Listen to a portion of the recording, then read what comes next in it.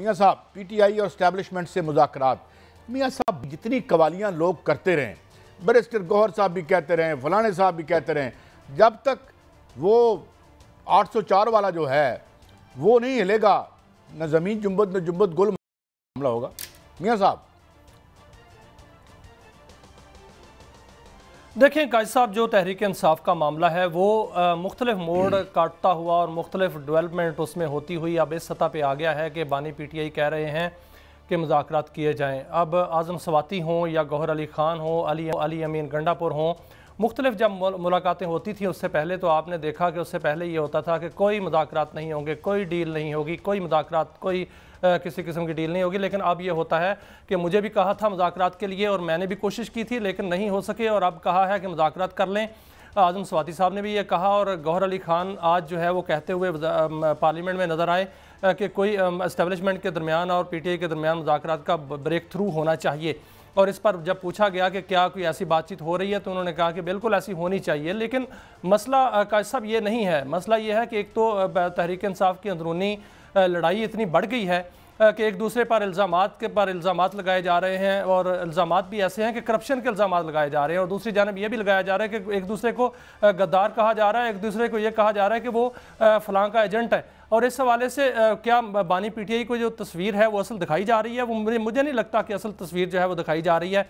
और साथ साथ फिर आज गौहर अली ख़ान ये भी कहते हुए पाए गए कि जो अमेरिका में बिल पेश हुआ है कांग्रेस में वो उससे तहरीक इंसाफ का कोई लेना देना नहीं है, हालांकि जो इनका अमेरिका का चैप्टर है वो इसको अपना क्रेडिट समझ रहा है। और ये काजी साहब सबसे बड़ा अलमिया जो तहरीक इंसाफ में है वो ये चैप्टर्स ही हैं। कोई पाकिस्तान चैप्टर है, कोई इंग्लैंड चैप्टर है, कोई अमेरिका चैप्टर है, और वो चैप्टर जो है वो अपने अपने घोड़े हाँक रहा है, कोई चेन ऑफ कमांड नहीं है। और गौहर अली ख़ान जो है उनकी बात कोई नहीं सुनता। आज पार्लिमानी कमेटी का इजलास हुआ, वहाँ पर भी ये बात हुई है और आतिफ खान ने यह कहा कि जो हम पर इल्ज़ाम लगाए हैं इसकी हकीकत क्या है, तो उस पर गौहर अली ख़ान ने कहा कि इसकी कोई हकीकत नहीं है, बानी पीटीआई ने ऐसा नहीं कहा था, और ये मामला जो है एक दूसरे के साथ हल किए जाएं। और ये बात जो गुफ्तगू हुई उसमें कहा कि हमारी आपस में जो बातचीत हो गई है लेकिन वो जो इख्तलाफात है वो खत्म नहीं हुए। साथ साथ काजी साहब ये भी देखा गया, मियाँ साहब मैं ये अर्ज कर रहा हूँ कि मान ली सारी बातें मान ली यार, जिनके कहने से गेट नहीं खुलता जेल का, बड़े बाख्तियार लोग हैं भाई, और उनका इख्तियार भी है, वो जायज़ है माशाल्लाह। एक कैमरा भेज दिया अंदर,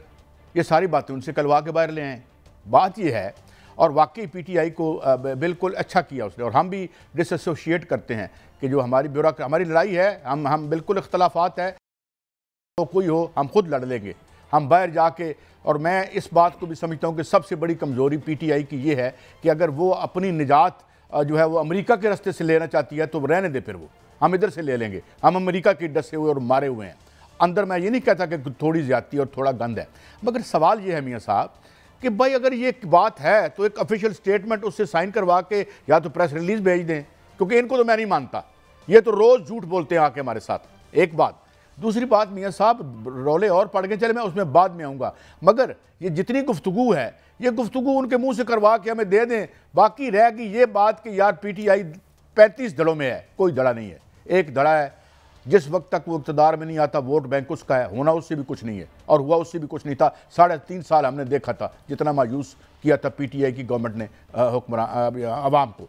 मगर बात यह है कि ये बातों से क्या होता है, या हम खिलौने दे के बहलाया गया हूँ, खिलौने दे रहे हैं हमें रोज़ आके, ये तासुर है आवाम में। मैं ये नहीं कह रहा कि आपकी स्टोरी गलत है, यकीनन दुरुस्त होगी, मगर इसे सॉलिडिफाई करने के लिए, इसको कंक्रीटाइज करने के लिए, भाई हार से माउथ से बात आ जाए तो बात खत्म हो। इस बारी बात से एग्री करते हैं। आपकी स्टोरी को आप क्रेडिबल जर्नलिस्ट हैं, मैंने आज तक आपकी स्टोरी बाउंस होते हुए नहीं देखी, जितना भी आपका करियर है माशाल्लाह, मगर ये अगर करवा ले तो बेहतर नहीं है।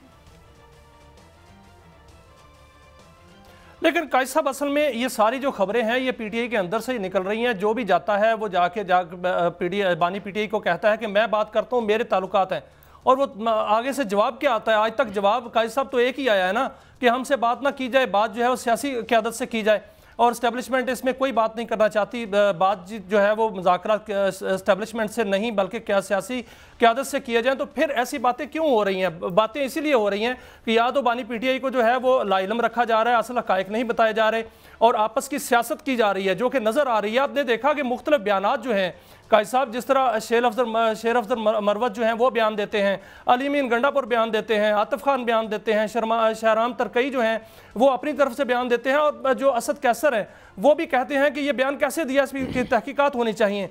पंजाब में आप देख लें, जो हमाद अजहर हैं वो इस्तीफ़ा दे देते हैं, आलिया हमजा जो कहती हैं कि मुझे काम नहीं करने दिया जाता। तो ये सारी की सारी मामलात जो हैं ये पीटीआई के अंदर के मामलात हैं और जो बाहर आ रहे हैं, और इस पर जो है बिल्कुल कोई कुरान उठाकर ये कहता है कि मैंने मुज़ाकरात के लिए वो अमल दरामद किया, लेकिन उस पर जो है कोई रिस्पॉन्स नहीं मिला। ये सारी की सारी सर देखिए जो अमेरिका में कोशिश की गई है, क्या वो कामयाब हुई है? मैं तो ये कहता हूं कि सबसे पहले तो ये बात है कि अगर मुझे निजात मेरी जिल्लत से, मेरी गुर्बत से, ऑपरेशन से अमेरिका से दिलवानी है खान साहब ने, तो मैं हाथ जोड़ लेता हूं आपसे भाई, आप माफ़ी कर। पूरी दुनिया में 20वीं सदी और ये 21वीं सदी, ये जिस तरह खून और जितना जमहूरियत का गला अमेरिका बहादुर ने काटा है, मैं किस किस का नाम लूँ? बर्किना फासो से शुरू हो जाऊँ, कांगो तक जाऊँ, कांगो से होता हुआ मैं चिली में जाऊँ, चिली से होता हुआ मैं कहाँ कहाँ पहुँचूँ, कहाँ कहाँ इन्होंने खून नहीं किया, क्यूबा के साथ इन्होंने क्या करने की कोशिश नहीं की, ये ह्यूगो चेवेज़ के साथ क्या किया, आज वेनेजुएला के साथ क्या कर रहे हैं, ये मुझे आज़ादी दिलाएंगे। बात मियां साहब मैं एक आपको बता दूं, इनकी सबसे बड़ी कमजोरी क्या है पीटीआई की? इनके दामन में कोई नजरियात नहीं है, कोई नजरिया नहीं है, कोई फर्क नहीं है। नजरियाती एतबार से कह रहा हूं, पाकिस्तान पीपल्स पार्टी, मुस्लिम लीग नून और पीटीआई, इनमें कोई फर्क नहीं है। इनके नजरियात एक ही हैं, ये एक ही तबके को पालते हैं और एक ही तबका हमारे ऊपर मुसलत करते हैं। बाकी छोड़ें इस बातों को, बात अब आगे बढ़ते हैं मियां साहब। मतलब जब तक मियां साहब फ्रॉम हार्सिस माउथ कुछ नहीं आता। बात करना चाह रहा हूं इस मामले में, प्लीज सर एक कोशिश हुई थी अमेरिका के अंदर एक कोशिश हुई कि जो एक वार किया जाए एस्टेब्लिशमेंट पर और मौजूदा हुकूमत पर, लेकिन आगे से एक यार अमेरिकी हुकूमत की तरफ से तो नहीं हुई ना, उसमें सीआईए दो कांग्रेसमैन की तरफ से हुई है। पर ट्रंप को जो रिपोर्ट दी है मियां साहब, कांग्रेसमैन की तरफ से हुई है ना यार। जी बिल्कुल, सरकार की तरफ से तो नहीं हुई, लेकिन उसमें देखेंगे बिल बनता है, अब तो बनेगा ही नहीं। लेकिन नहीं, उस पे क्रेडिट जो है वो क्यों ले रहे हैं पीटीआई वाले? उनको नहीं लेना चाहिए यार। देखिए वो तो उन 6 बंदों के पीछे पड़ गए हैं, उन्होंने कहा जो अपने तौर पे मिले यहाँ के, हमारा कोई ताल्लुक नहीं है, तो इसको मुकम्मल तौर पर लाताल्लुक होना पड़ेगा कायद साहब। लेकिन ट्रंप इंतजामिया ने पाकिस्तान की एस्टेब्लिशमेंट पर एतमाद का इजहार कर दिया है और उन्होंने बाकायदा तौर पर यह कह दिया है, और एक वफ्द जो है वो बाकायदा तौर पर पाकिस्तान में आ रहा है और वो आला मुलाकातें भी करेगा। 10 से 15 तारीख तक वो पाकिस्तान में रहेंगे और उसमें जो है वो अस्करी क़यादत से मुलाकातें भी होंगी, सियासी क़यादत से मुलाकातें भी होंगी।